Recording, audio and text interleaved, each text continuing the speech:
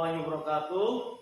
Perkenalkan, nama saya Ahmad Mutakin, calon guru penggerak angkatan 9 dari SD Negeri Trondol, Kecamatan Serang, Kota Serang.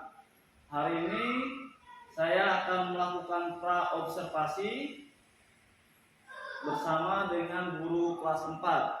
Nah, saya di sini tidak sendiri, saya ditemani oleh Bu Nurlela. Assalamualaikum Bu Nurlela. Waalaikumsalam warahmatullahi wabarakatuh. Bagaimana kabarnya hari ini Bu Nurlela? Alhamdulillah baik. Alhamdulillah baik. Bu Nurlela ngajar di kelas? Saya ngajar di kelas 4A. 4A.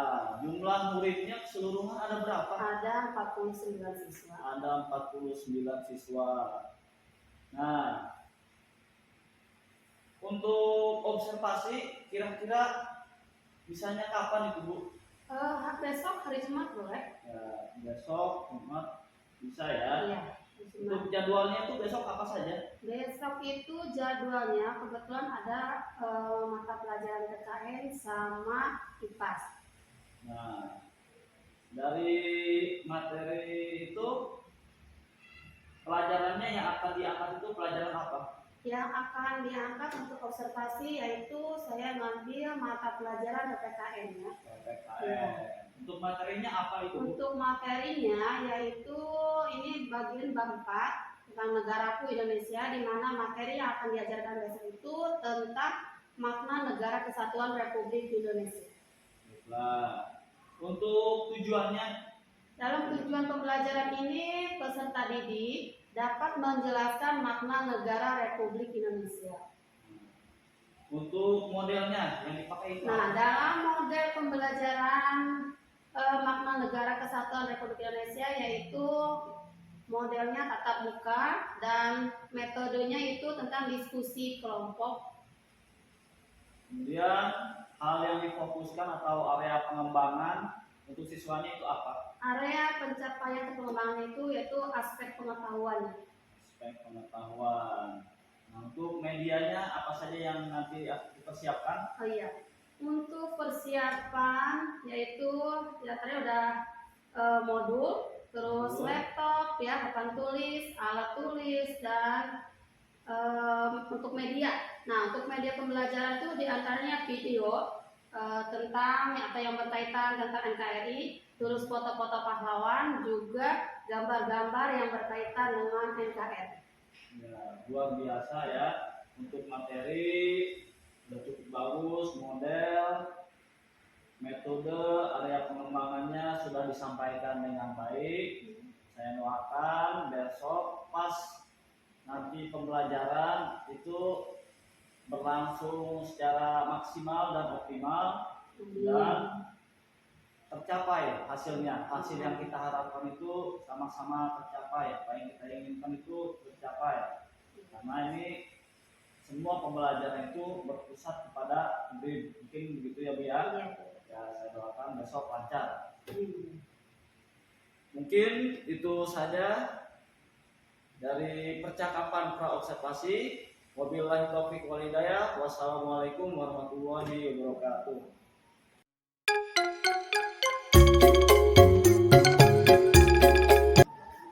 Assalamualaikum anak-anak semuanya. Bagaimana kabar hari ini?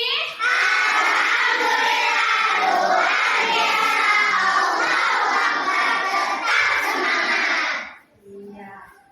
Alhamdulillah ya, hari ini kita semua masih bisa berangkat ke sekolah walaupun dalam keadaan melaksanakan puasa. Masih pada puasa semuanya? Masih. Ada yang sudah batal belum?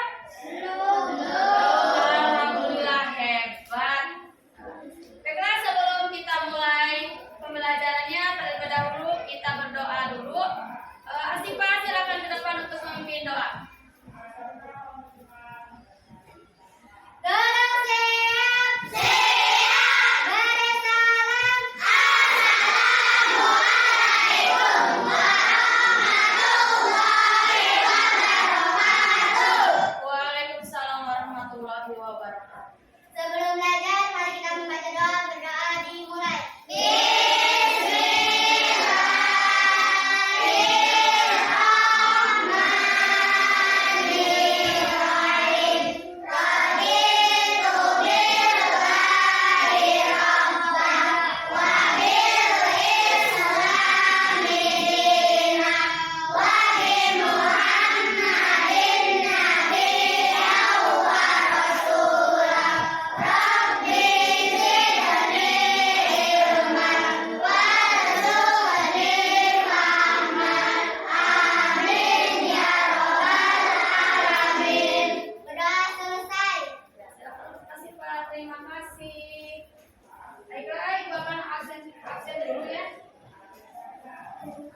Ahmad Dairul Lubis.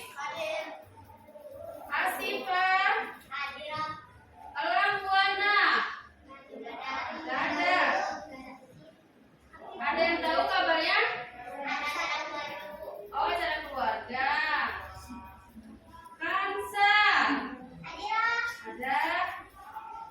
Muhammad Albi. Hadir. Fatmawati. Sakit. Sapa Lubna. Hadir. Ya. Putri Gita. Kemana Putri Gita? Acara keluarga. Nadia. Nadia ada? Sahla Novia. Ya. Samsul Bahri. Kemana Samsul? Ada acara keluarga? Oh iya. Nanti tolong sampaikan sama temannya. Bukan teman-temannya aja ya. Kalian juga semua. Kalau misalkan tidak berkenan tidak bisa ke sekolah, tolong kabari gurunya ya. Apakah itu sakit atau ada acara keluarga, harus memberikan kabar ya. Ya. Baiklah. Sekarang silakan semuanya berdiri, kita menyanyikan lagu Indonesia Raya terlebih dahulu. Silakan berdiri semuanya.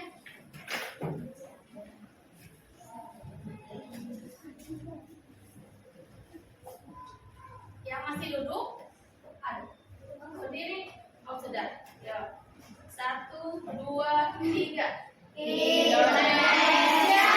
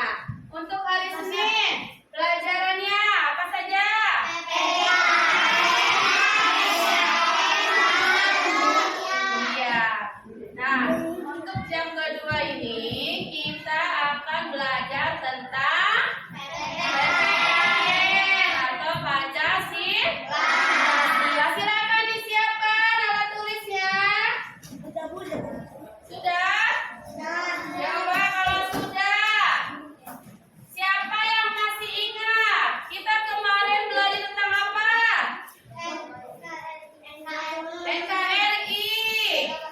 Tentang gotong royong. Nah,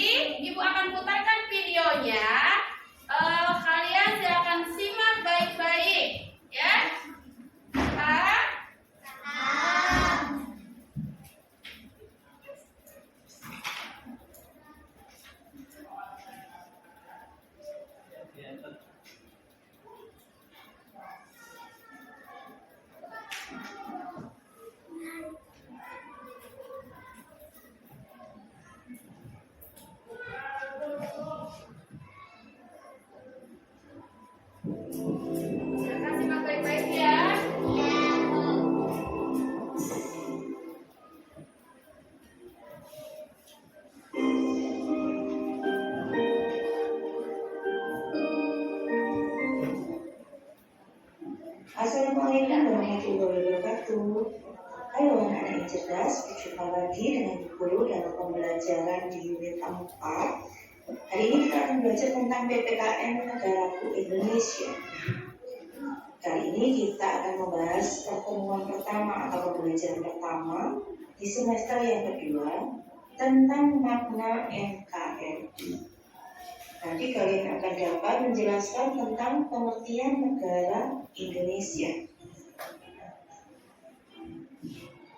Kalian pasti sering mendengar istilah NKRI. Apa kalian tahu apa artinya? Apa kalian tahu apa kepanjangan dari NKRI? Ya, NKRI adalah singkatan dari Negara Kesatuan Republik Indonesia. Sebelum kita membahas tentang pengertian negara Indonesia, kita ingat-ingat kembali tentang perjuangan bangsa Indonesia di awal kemerdekaan. Kita mengingat kembali tentang peristiwa detik-detik proklamasi kemerdekaan Indonesia.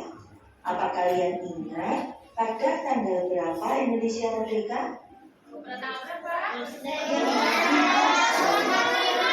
17 Agustus 1945 bertempat di kediaman Insinyur Soekarno, yaitu di Jalan Pegangsaan Timur nomor 56 Jakarta. Itu adalah proses proklamasi dibacakan. Jadi Indonesia merdeka pada tanggal 17 Agustus 1945. Teks proklamasi dibacakan oleh Insinyur Soekarno dengan didampingi oleh Dr. Andes Muhammad Hatta tepat pada pukul 10 waktu Indonesia Barat. Setelah proses pembacaan teks proklamasi, setelah itu pengibaran bendera merah putih. Bendera ini dijahit oleh Ibu Fatmawati yang istri dari Bung Karno. Pengibaran bendera merah putih pertama kali adalah Ester Trinity dan Latin yang dibantu oleh Sulu. Bendera merah putih pertama kali dikibarkan Yang pengibarnya pertama siapa? 17 Agustus 1945.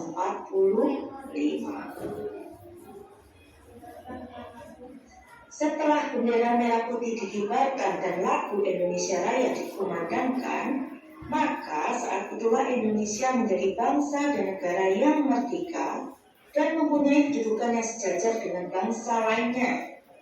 Sekarang Indonesia sudah merdeka karena sudah ada proklamasi dan pengibaran bendera milik sendiri. Lagu Indonesia Raya diciptakan oleh siapa ya? Siapa yang menciptakan lagu Indonesia Raya? Setiap hari Senin kalian tentunya menyanyikan lagu wajib ini kan? Siapa yang menciptakan lagu Indonesia Raya? Indonesia Raya diciptakan oleh W.R. Supratman. Yuk kita dengarkan lagi. Kita kembali ya. Karena tiap hari kalian juga menyanyikan lagu itu baik di kelas maupun di upacara bendera. Sekarang kita masuk pada pengertian negara Indonesia. Untuk mengetahui tentang pengertian negara Indonesia, kita dapat mengkajinya melalui Undang-Undang Dasar 1945. Tepatnya pada pasal 1 ayat pertama. Pasal 1 ayat pertama menyatakan bahwa negara Indonesia ialah negara kesatuan yang berbentuk republik. Berdasarkan ketentuan itu, pengertian negara Indonesia bisa dilihat dari sudut bentuk negaranya dan bentuk pemerintahnya. Jadi ada dua ya, bentuk negara dan bentuk pemerintahan. Bentuk negara Indonesia adalah negara kesatuan. Istilah negara kesatuan itu mengandung makna bahwa susunan negara Indonesia hanya terdiri atas satu negara saja. Di Indonesia tidak dikenal dengan adanya negara bagian atau negara di dalam suatu negara, seperti halnya di negara Serikat. Jadi Indonesia hanya ada satu negara.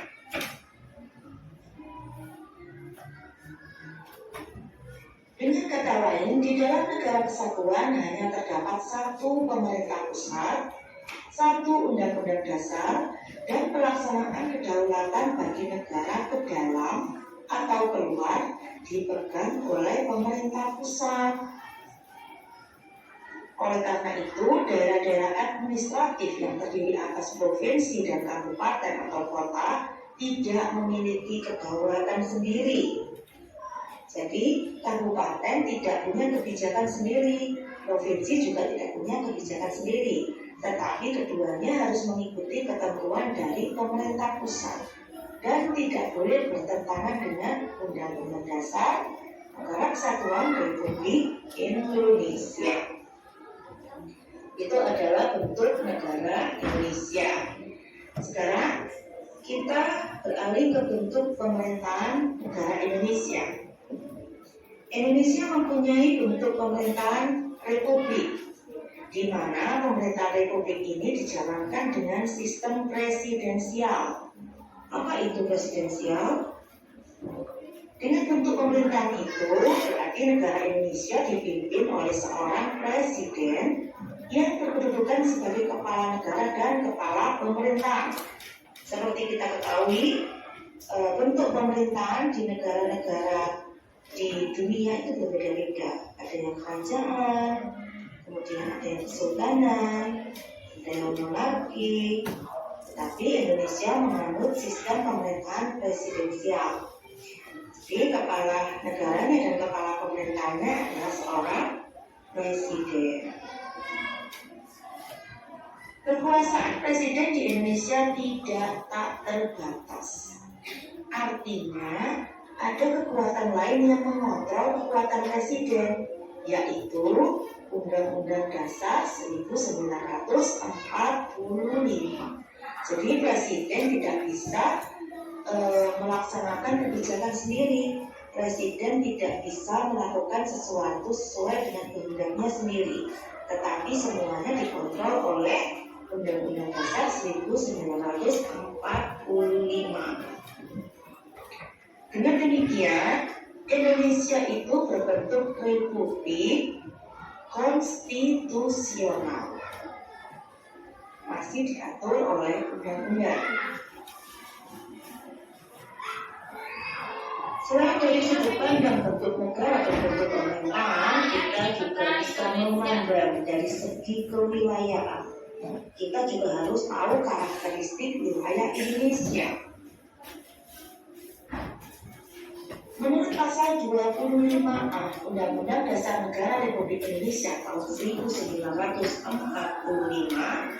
menentukan bahwa Negara Kesatuan Republik Indonesia adalah negara kepulauan yang berciri Nusantara dengan wilayah yang batas-batas dan hak-haknya ditetapkan oleh undang-undang.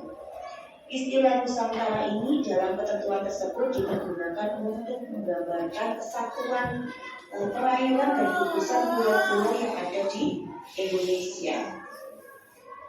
Selain itu, Indonesia juga memiliki sebuah peta astronomis, di mana Indonesia itu terletak di antara 6 derajat lintang utara sampai 11 derajat lintang selatan dan 95 derajat bujur timur sampai 141 derajat bujur timur. Jadi Indonesia ini ada di garis khatulistiwa. Letak astronomis ini mengacu pada letak wilayah yang sudah diatur berdasarkan titik koordinat yang meliputi garis lintang dan garis bujur. Selain astronomis, Indonesia itu mempunyai geografis, batas-batas geografis. Itu juga mempengaruhi kekayaan alam yang ada di Indonesia. Apa batas geografisnya? Yaitu di antara 2 benua dan 2 samudra, yakni benua Asia dan benua Australia dan Samudra India serta Samudra Pasifik. Itu merupakan batas dari atau letak dari Indonesia di permukaan bumi.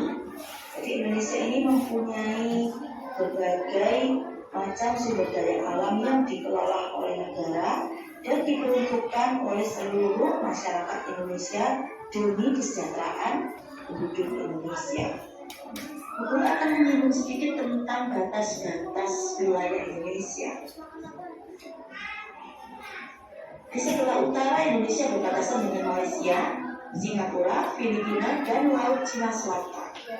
Di sebelah selatan ada Timor Leste, Australia, dan Samudra Hindia. Di sebelah barat ada Samudra Hindia, dan di sebelah timur pas dengan Papua, yaitu Papua Nugini dan Samudra Pasifik. Itu adalah akhir pembelajaran kita hari ini. Untuk pembelajaran selanjutnya kita akan mempelajari tentang fungsi-fungsi dari negara Indonesia. Kemudian kita akan membahas tentang mengingat kembali tentang Sumpah Pemuda. Kalau tadi kita mengingat tentang peristiwa proklamasi, tadi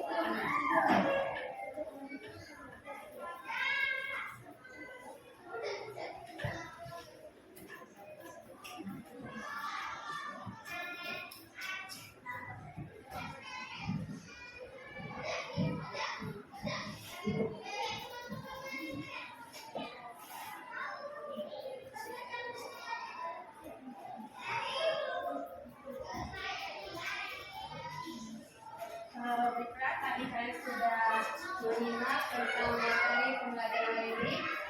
Apa yang kalian ketahui tentang video yang tadi diputar? Tentang apa? Belajar tentang apa? Makna NKRI. NKRI itu kepanjangan dari apa?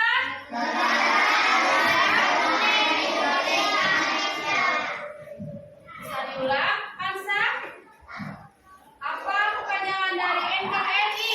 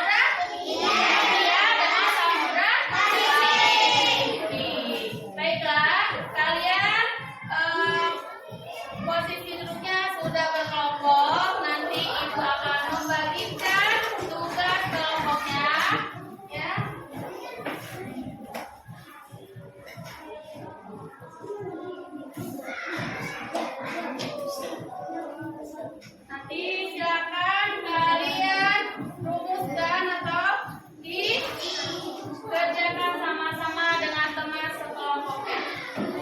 Silakan diisi dulu ya. Nama kelompoknya dan juga nama anggotanya.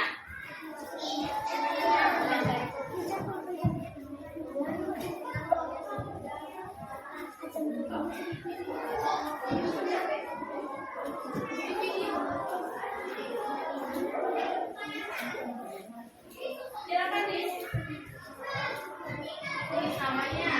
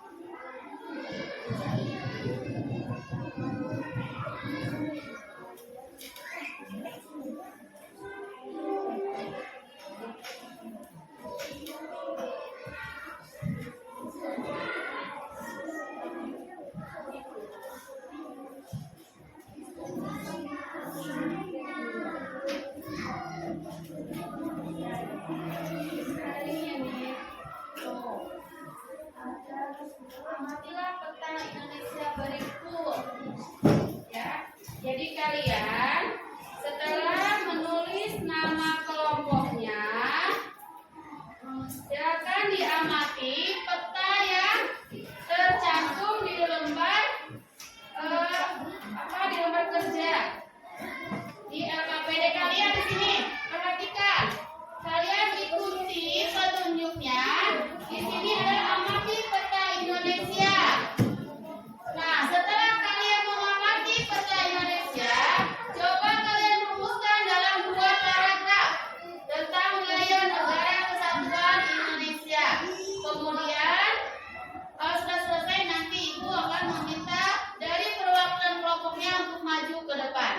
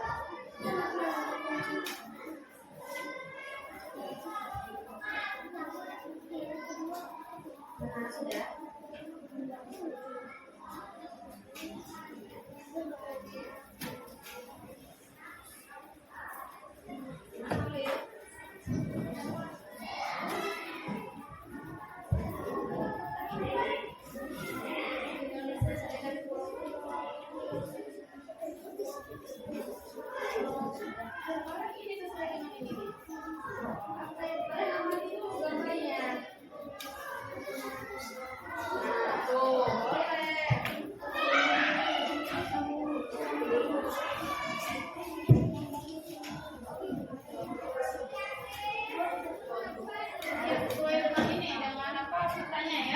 amati petanya.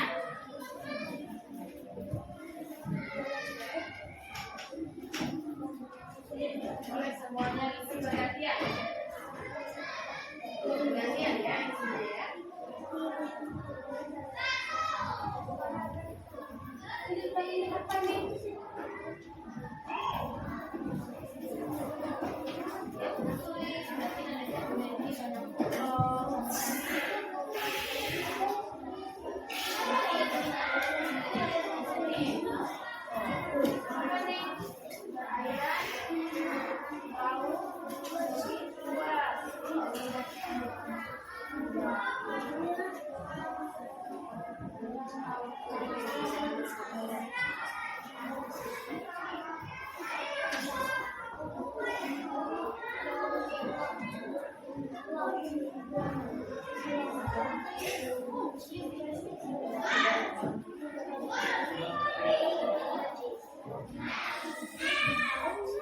Sudah selesai? Sudah. Kalau sudah selesai, silakan untuk perwakilan kelompok Asika. Ya, silakan. Perwakilan kelompok Asika untuk membacakan hasil dari diskusinya tadi. Yang lainnya, tolong perhatikan ya. Ya, langsung begini.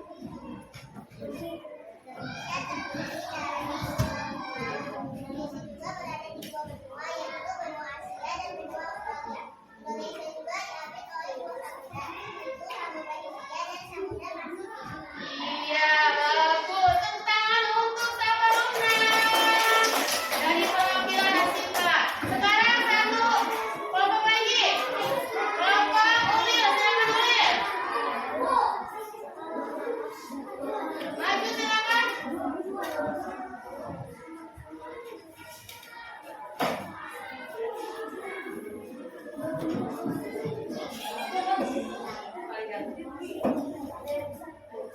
Mempunyai banyak pulau, mempunyai gaya samudra yaitu Samudra Pasifik dan Hindia, mempunyai 2 benua. Iya, bagus. Terima kasih dari kelompok Tony. Tepuk tangan. Sekarang yang ini silakan ya dikumpulkan. Nanti sekarang lembarnya, alfabetnya silakan kumpulkan ke depan.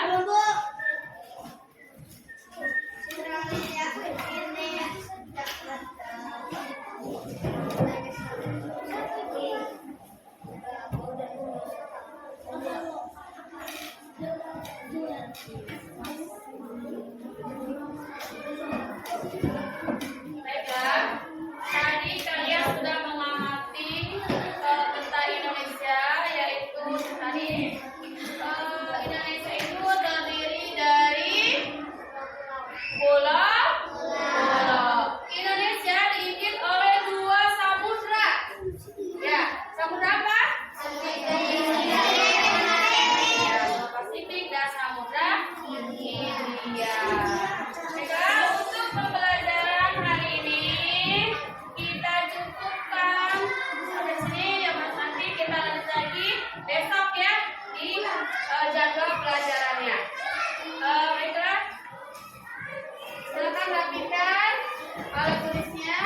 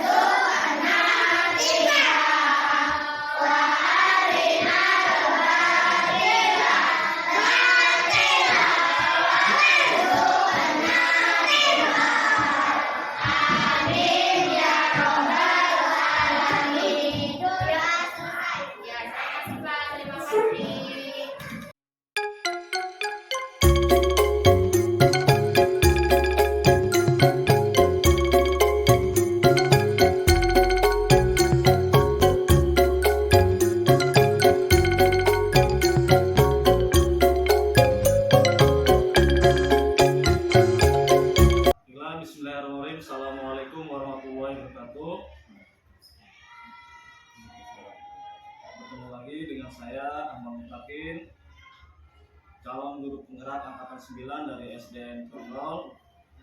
Alhamdulillah untuk observasi sudah selesai. Nah, di hadapan kita sudah ada Bu Nurlela yang sudah mengajar di kelas 4 tentang materi apa Bu Nurlela? Makna NKRI.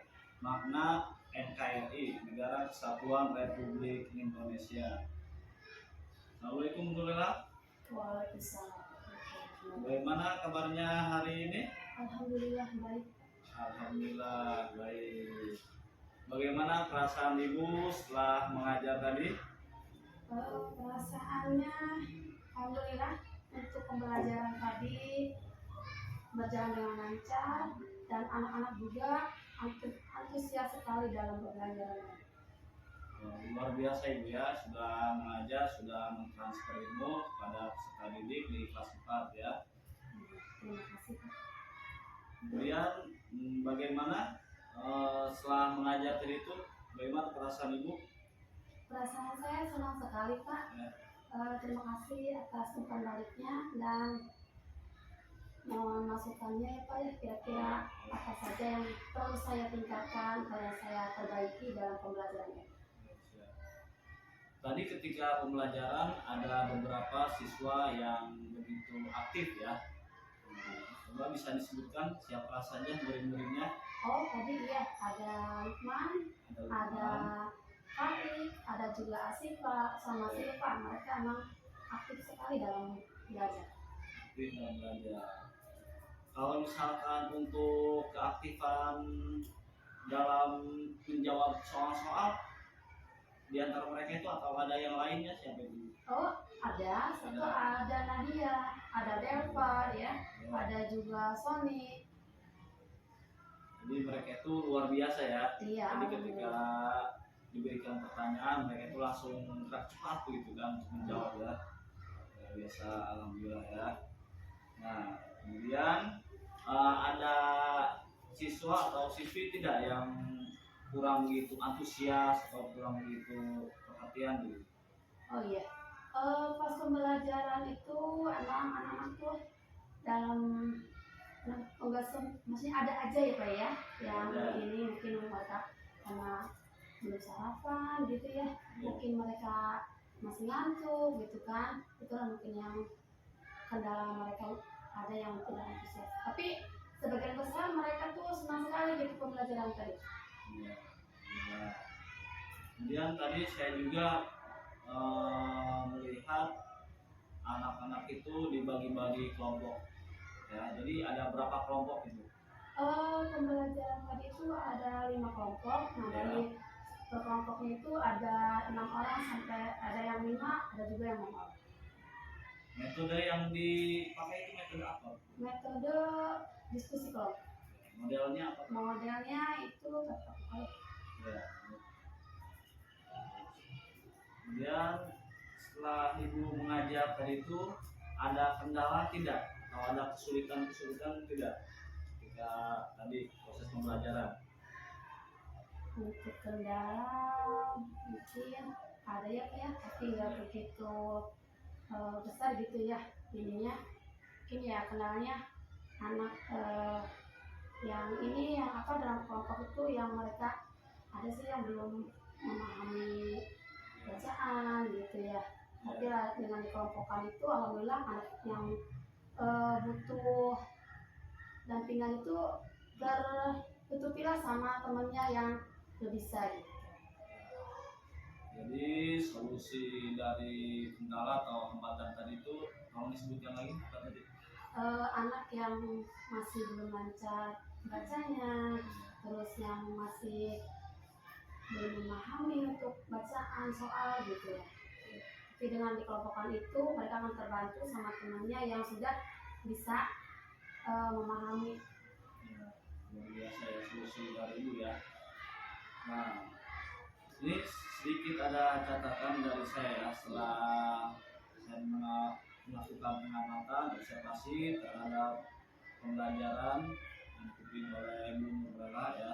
Ada sedikit saya tadi melihat ada beberapa siswa yang kurang aktif seperti yang disebutkan Bu Nurlela. mungkin solusinya itu guru rela bisa menggunakan atau menambahkan alat-alat peraga gitu kan. Nah, itu yang pertama. Kemudian yang kedua itu anak-anak yang kurang begitu aktif itu dilibatkan semua gitu kan, dilibatkan. Jadi kalau misalkan ada anak yang kurang aktif ya ditanya gitu kan, atau disuruh maju ke depan gitu kan, gitu, biar ada keterlibatan partisipasi aktif dari murid tersebut gitu kan. Nah, itu. Kemudian tadi juga ada peserta didik yang nggak banyak sih, ada sedikit yang bercanda gitu. Mungkin solusinya, alternatifnya itu nanti dibuat tata tertib ya, tata tertib, disiplin positif, budaya positif. Nanti itu dirembukan dengan peserta didik, kemudian menemui kesepakatan, kemudian dilaksanakan. Mungkin seperti itu ya benar ya. Mungkin itu saja timbal balik dari saya, umpan dari saya.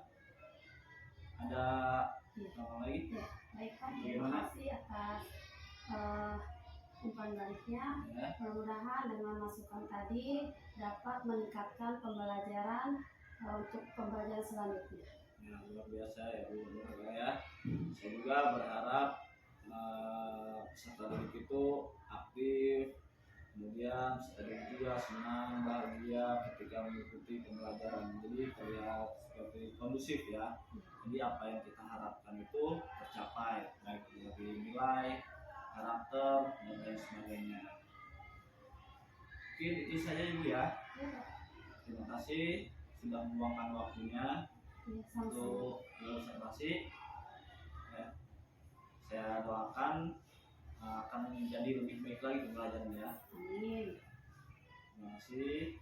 Assalamualaikum warahmatullahi wabarakatuh. Waalaikumsalam warahmatullahi wabarakatuh. Alhamdulillah pelaksanaan pasca observasi sudah selesai. Semoga dengan adanya pra-observasi, observasi, dan pasca observasi ini menjadi acuan, menjadi hal yang bisa diperbaiki di pembelajaran selanjutnya. Terima kasih. Wabillahi taufiq wal hidayah. Assalamualaikum warahmatullahi wabarakatuh. Waalaikumsalam.